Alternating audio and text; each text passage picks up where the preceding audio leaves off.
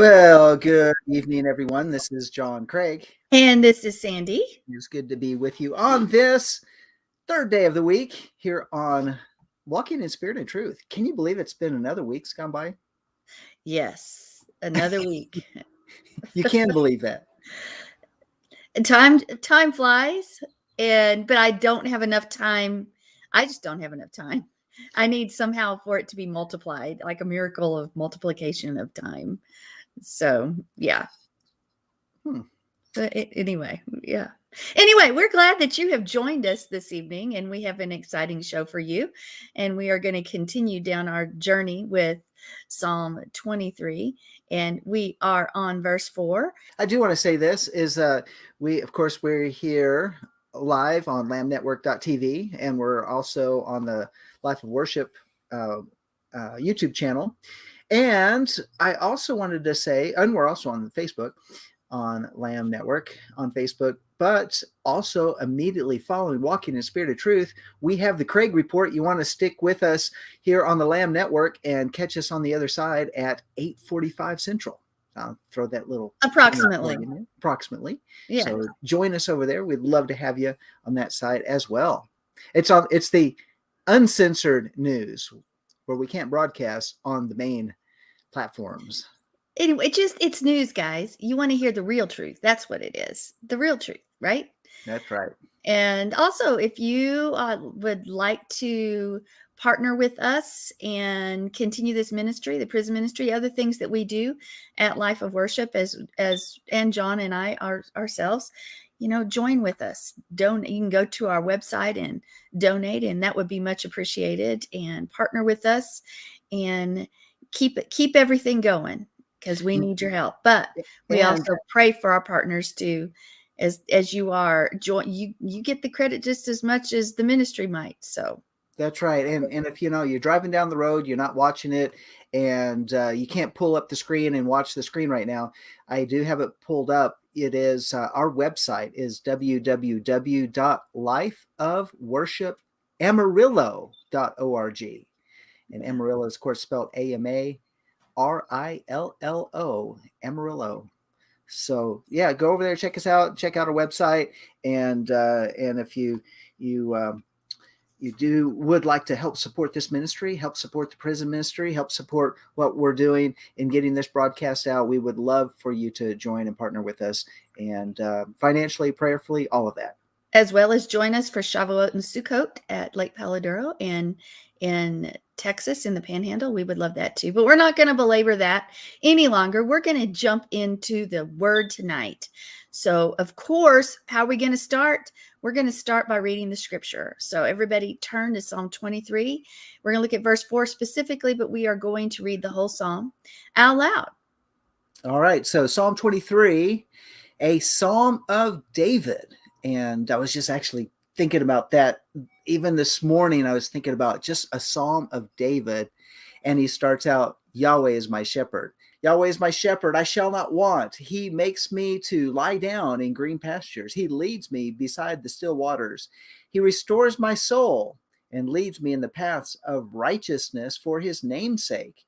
Yea, though I walk through the valley of the shadow of death, I will fear no evil, for you are with me. Your rod and your staff, they comfort me. You prepare a table before me in the presence of my enemies. You anoint my head with oil. My cup runs over. Surely goodness and mercy shall follow me all the days of my life, and I will dwell in the house of Yahweh forever. As we are going through this, we are specifically on the rod and the staff. And so I want to give us that perspective from a shepherd before we continue. And a lot of this is taken from Philip Keller and his book, Shepherd's Look at Psalm 23.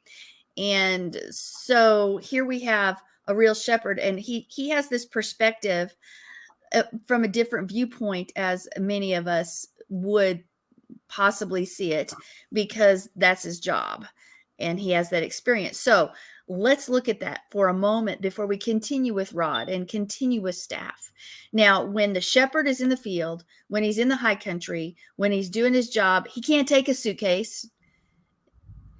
Generally, they're there for some time, and they don't take backpacks. They don't have all of this equipment that they load out. They go with the minimal of equipment, and especially in the past when there wasn't mechanized devices and other things along the way, you traveled light.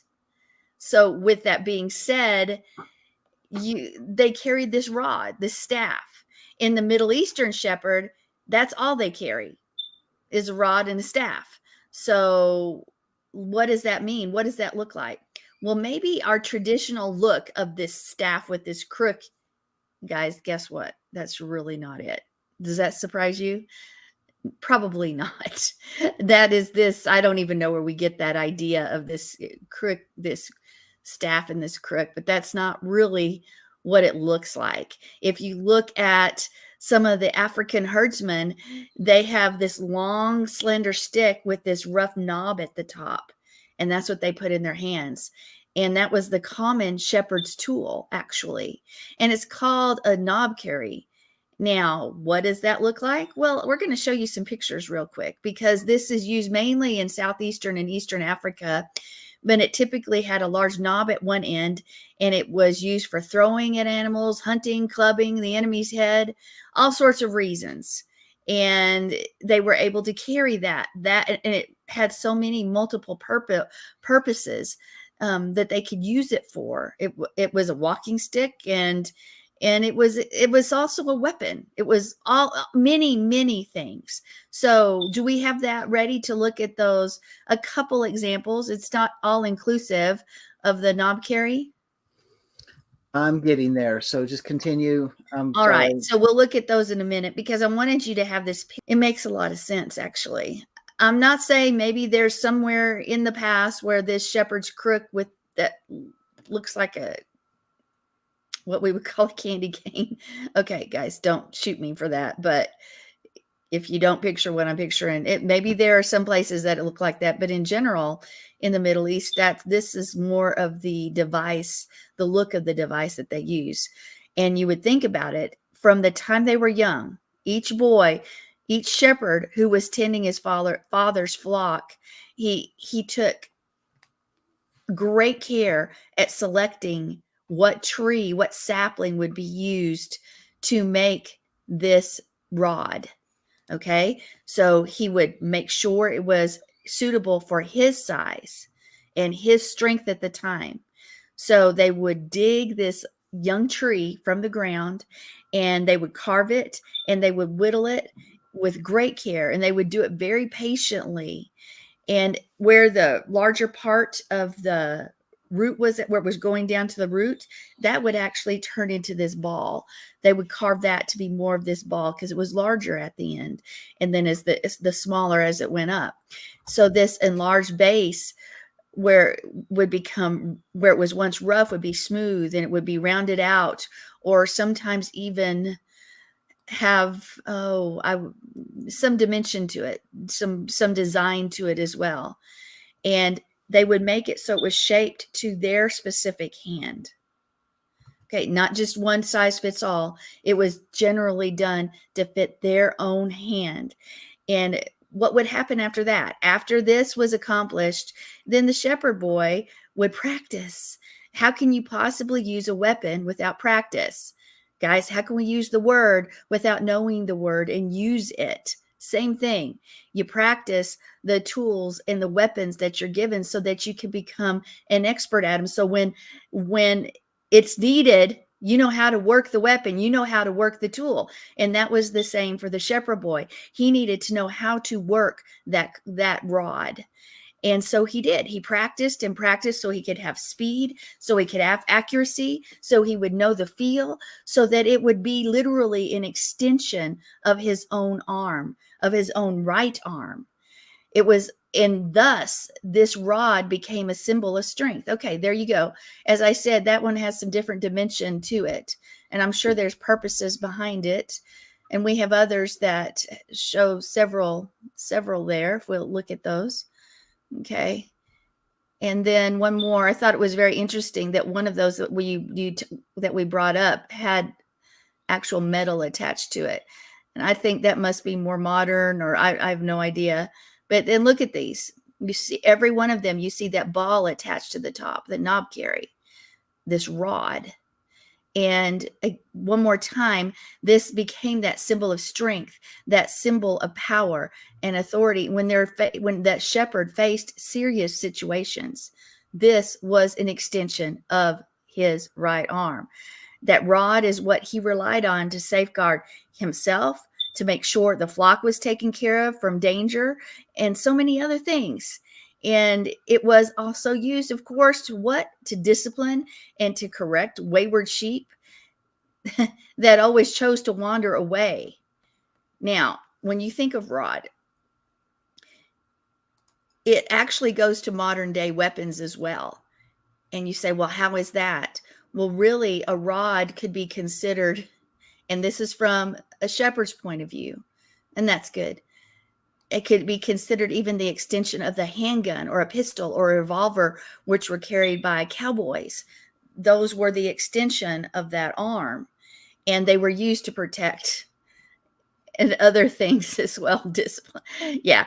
How do you do that? But they consider that part of that as a rod as well. And I found that really interesting, that you travel forward from the first century, from centuries way before Yeshua, and you see there's no longer, for a time, there wasn't an actual piece of wood carried, a rod, but they carried a gun.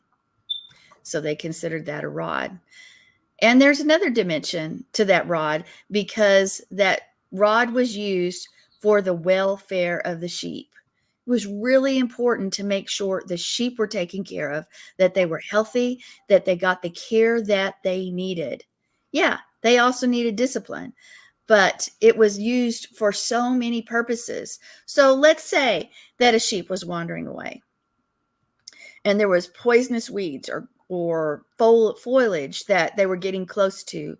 Well, that's danger. So the club, what they would do is they would get that rod, they would take that ball, and they would throw it through the air, and it would whistle through the air.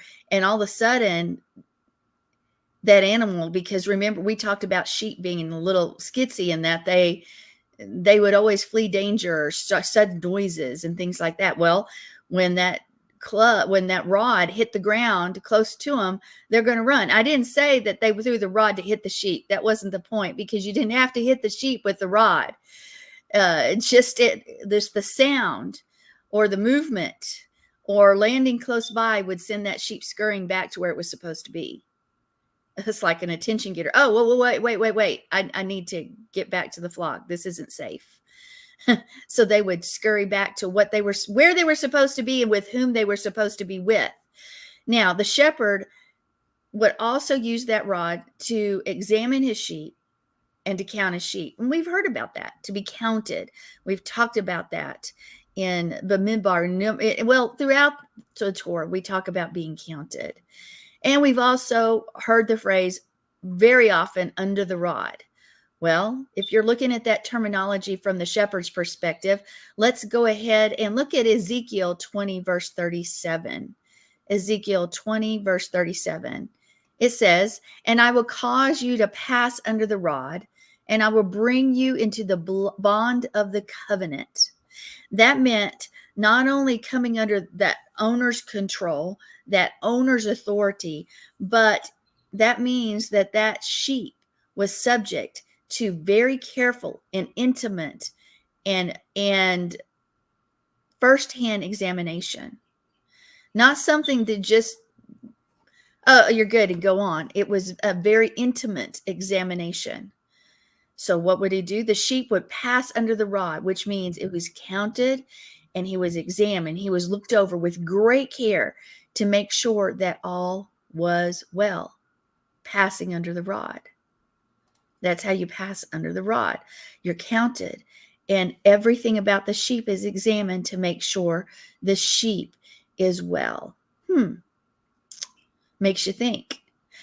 So I want you to think of a sheep in its full condition, with I've seen with the wool at its max even. Pretty hard to look thoroughly through all that wool. I've looked at several pictures of sheep as of late, of course, surprise, surprise, since we're doing the psalm. And there, I saw something, and this might have been on Facebook, where the sheep hadn't been sheared in like a couple years, and that wool was horrible. I mean, we're talking thick wool on each side. I can't imagine the weight of that wool, much less what it was hiding in that wool, for sure.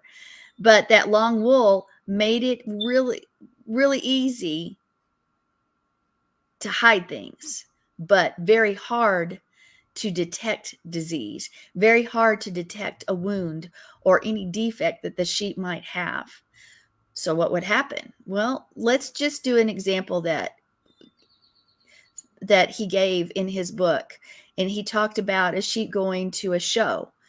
You could trim the animal up, you could clip it, you could shear it, you could shape that wool, and on the outside it might look perfect. Might be, hey man, this is the perfect sheep. But a skillful judge, one that knows his stuff, one that knows what he's looking for, would take a rod and part the sheep's wool to see, hey, is there something on that skin? Hey, is there something that's not right? With the rod, they would see how clean the fleece was. With the rod, they would even check the body and see, was there something awry on that? So with the judge, you couldn't pull the wool over his eyes. So think about that phrase, one just does not just pull the wool over the judge's eye.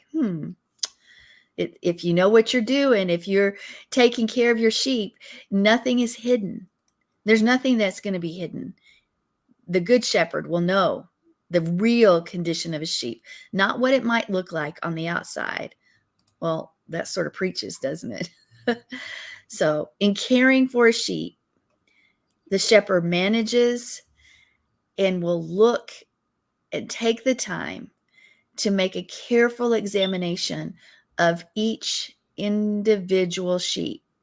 So the animal would come out of the corral, it would go through the gate, and it was stopped by that shepherd's outstretched rod. Okay.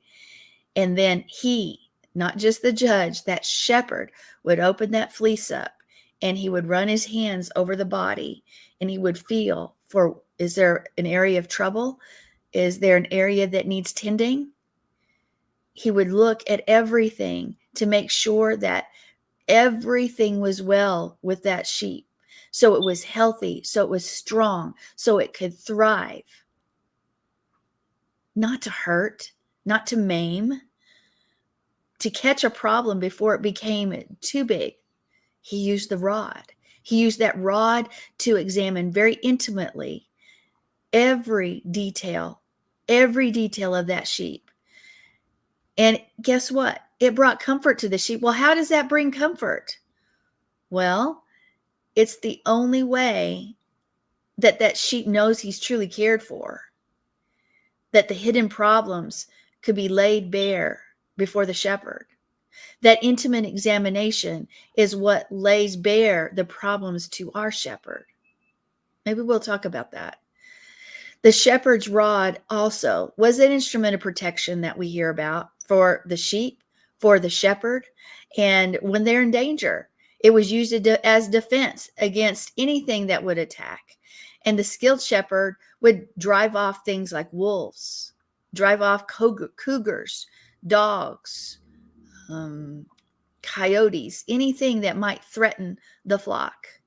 Anything that might threaten the flock. And he would beat snakes and other creatures from disturbing the flock too.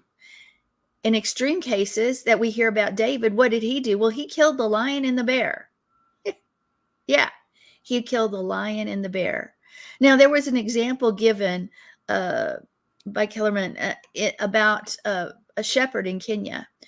And he was a Maasai herder, and he had his rod in his hand, and they came to this hill, and they could see elephants in the thick brush below, and they wanted to cause them to move. So they pushed this rock down this hill, and the minute they did, there was a cobra coiled beneath it, and suddenly into view, and it was ready to strike in an instant. But in an instant, in a split second, that shepherd who was alert for anything, he was always alert, he lashed out with that rod and he killed that snake on the spot. As long as it took that snake to rise up, that shepherd was on top, and there was nothing that was going to get in the way. He was skilled. He had practiced with his rod. He was ready to face any danger because he knew that the practice and that the rod that he used would do the job and protect himself and his sheep. So think about that. That's comfort. Your rod comforts me. The rod in your hand. Joe reminds us that the rod of Jesse, which is Yeshua, is our salvation. And it's the staff, the ruach, that guides us. And Yeshua covers us head to toe and protects with the rod. And it's armor. Absolutely, Joe. You are 100% right. So now that we have talked about the shepherd, I want to jump back for just a quick moment and talk about that searching by the shepherd for over every intimate detail of the sheep. You know, if we look at ourselves as the sheep, oftentimes we want to hide our imperfections. We want to hide behind whatever it may be, behind our power, behind our talent, behind whatever it is, because we don't want anyone to see our imperfections. We don't even want Yah to see our imperfections, Yeshua to see them. Sometimes we don't even want to face them ourselves. But yet a good shepherd will do that intimate examination, and we'll run from that. We're not going to necessarily pray, try me, find whatever's true. Sometimes we don't want to pray those things because sometimes that the exposure of our failures, of our frailties, can often we fall into this category of shame or embarrassment. And so we want to hide, but the shepherd is going to use his rod to expose those things so he can take care of us. Well, like what? Well, you name it. What's the problem that you have? What's that thing that's in the way? Maybe nobody else knows, but you do. His goal, Yeshua's goal, is not to harm us. It's not to hurt us. It's to expose those problems, those issues, so they can be taken care of before they fester and create a situation where they cannot be fixed. So I have a thought for you. And it's very interesting because over there in Ezekiel chapter 20, verse 37, when you look at some of that information and you go into a deeper study, because Ezekiel 20 is like my thing. I really like Ezekiel 20. There's a lot of good stuff in Ezekiel 20. I mean, the whole chapter. Okay. So I was just thinking about this, and it relates to the Passover lamb. And you've gone into details and talking about the Passover lamb, and that David was watching over his flock, and how Bethlehem is where they would keep the flocks that they would use for Passover and for the various sacrifices at the temple. And we know that the Passover lamb, when it was brought into the home during the time of the Exodus, it was examined for 4 days, right? Did you ever think about 4 days in terms of 4 days, or a day as in 1,000 years, 1,000 years in a day? So 4 days of examination. And so we know that there's 6 days before Shabbat, and Shabbat's on the 7th day. We know there's 6 millenniums until the 7th millennial reign of Messiah. But when you go and you look at Moses to the time of Yeshua, to the time of Yeshua, to the time of now, we have 4,000 years. 4 days. 4 days of examination. Moses is a metaphor. It's an idiom for the Torah.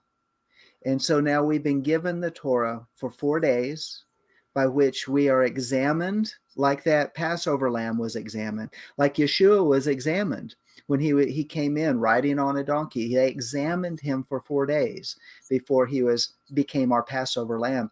But as as what happened to Yeshua, so we follow in his footsteps.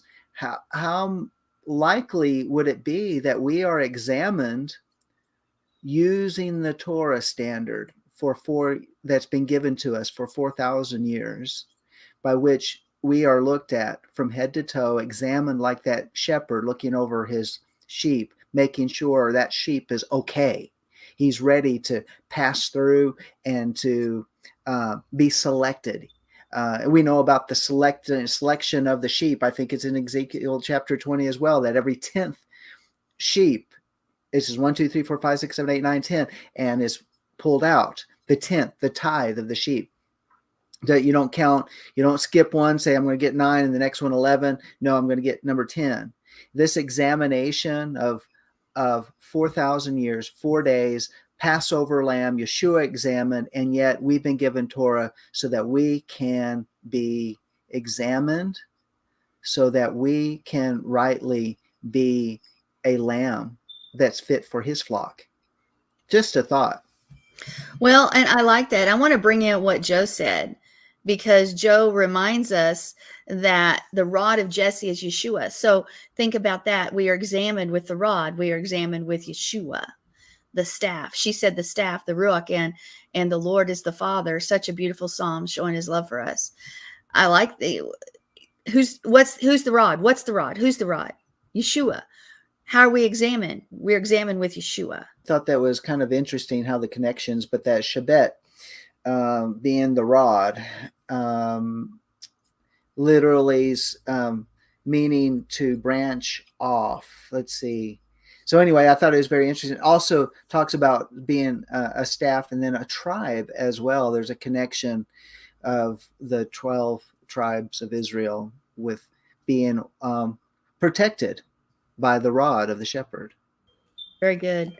Well, we're actually going to go into the Hebrew right now. That Shavteka is how it is put in this psalm when you read the Hebrew, and that Shevet is that root there.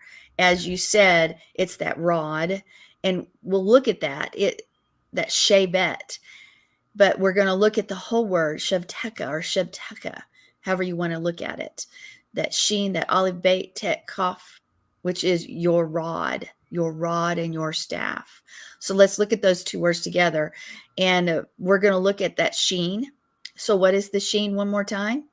It is that sound, and it's that teeth. It can mean to consume or destroy, to press, to crush, to tear something apart. Can also be used to identify Yahweh himself.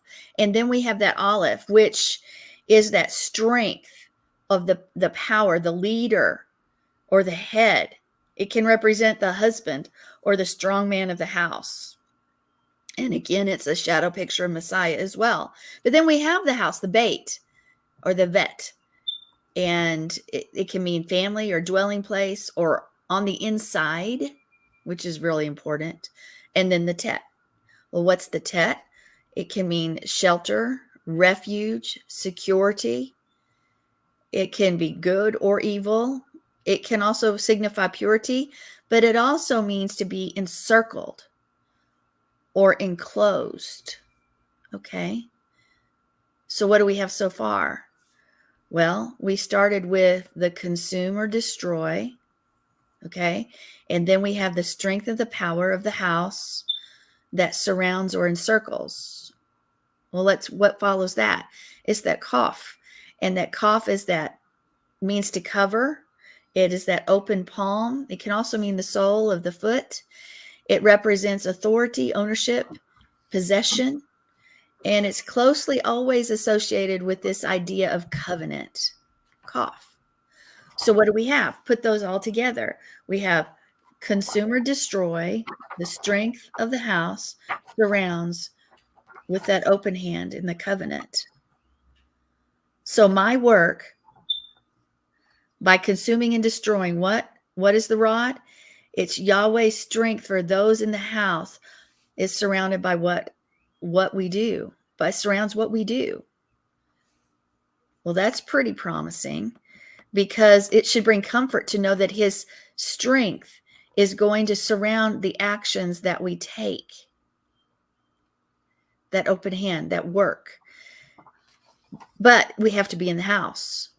So that means it can only happen if you're a sheep. If you're a goat or something else, his strength you're not in the house, first off, so it's not going to surround what you do.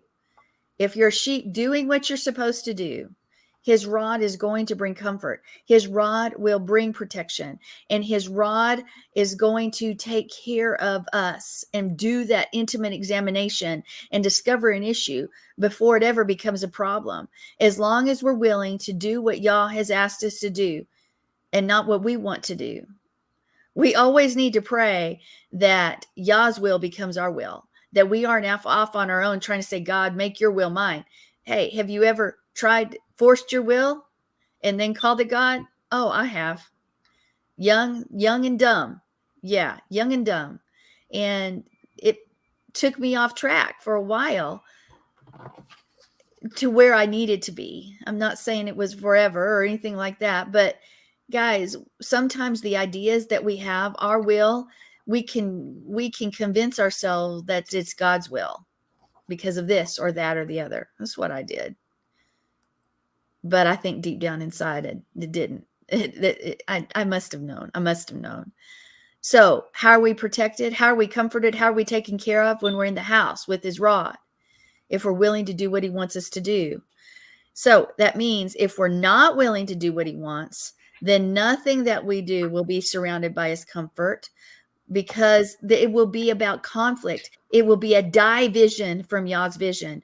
Two visions. There's Yah's, and then there can be our own. And if our own is what guides us, if it's different than Yah's, there's division in our lives and division in our hearts.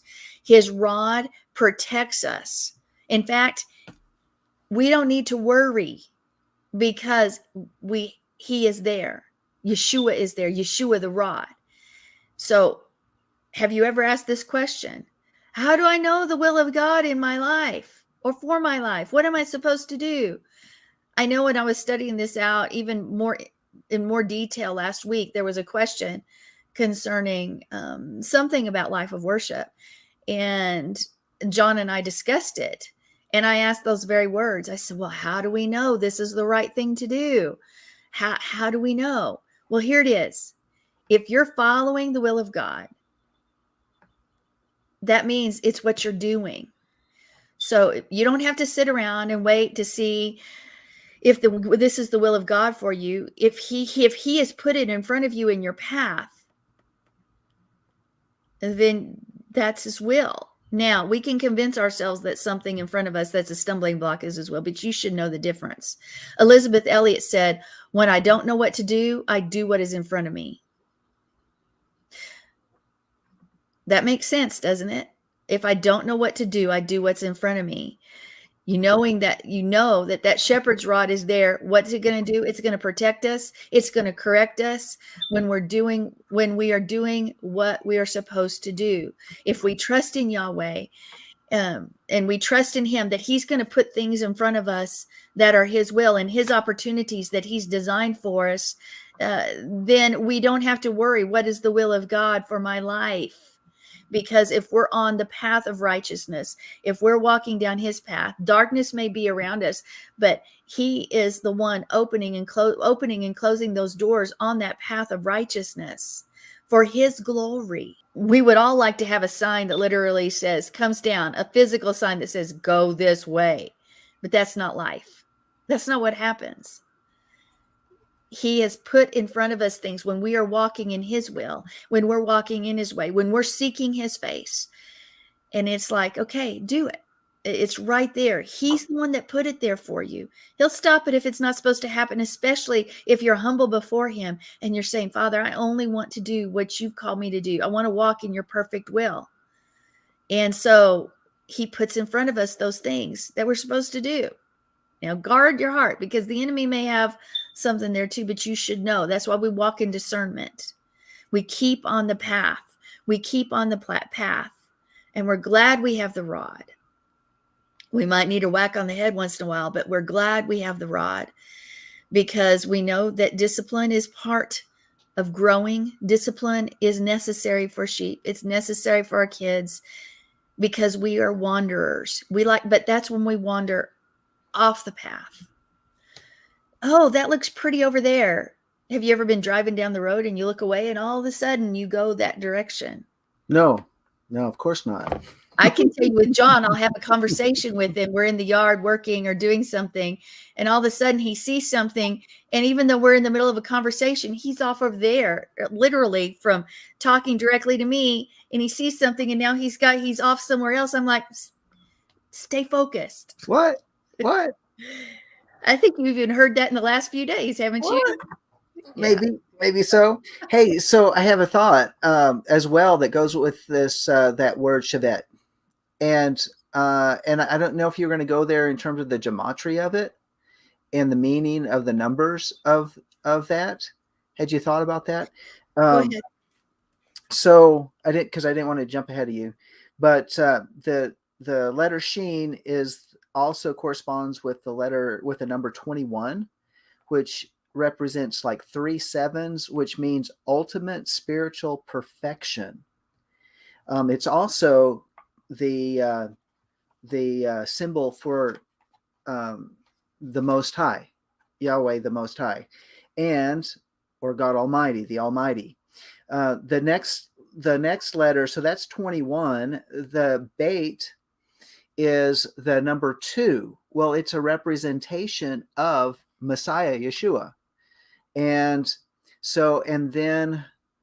it's about one who comes alongside for help or to hinder. But so think about that ultimate spiritual perfection through the Son of God, and it ends up with the Tet, which is 9, and that means it talks about being fruitful or divine perfection magnified. So when we come under the rod, it means that the Most High or the Almighty is bringing about ultimate spiritual perfection through His Son, so that we might be fruitful in Him, walking in complete perfection. Isn't that cool? That's the gematria of those 3 letters represented by numbers and the definition of those numbers. Just thought that was cool. You can come back, Sandy. Awesome. Well, and I love that it really speaks to another aspect of what the rod is. And I wanted us to quickly look at a couple scriptures. We're almost out of time here, but Proverbs 15:32 says, "Those who disregard discipline despise themselves, but the one who heeds correction gains understanding." So true. Hebrews 12:5. "And also you have forgotten the counsel which speaks with you as sons. My son, don't despise the discipline of Yahweh or become despondent when He corrects you." All right. So there's this relationship between discipline and protection. Sheep wander, and the protection is in the path, on the path. The rabbis say a man who desires to pursue evil things will ultimately find the opportunity to do so. But a man who desires to purify himself will find that help is afforded. It's up to you. It's up to you. They also say opportunities will arise to do so, the consequences of which you will bear. But if you decide to follow the paths of righteousness, purity, help will be afforded, and you will be protected. Discipline is that art of protection. Staying on the path. What is your will? Well, stay on the path, seek Him, be ready to be examined by the rod, by Yeshua, so that we can make right anything that He will make right anything that's wrong, the rod. All right, next week we're going to go over staff because there is a difference. What is it? Stay tuned till next week. All right. So, hey, here we go. Stay with us here on the lambnetwork.tv, and or you can go over to Twitch, but you can catch us on the website. You can scroll down to the very bottom of the website screen, and you'll actually have a pretty good viewer to watch the Craig Report coming up next here on the network. Thank you for joining us this evening.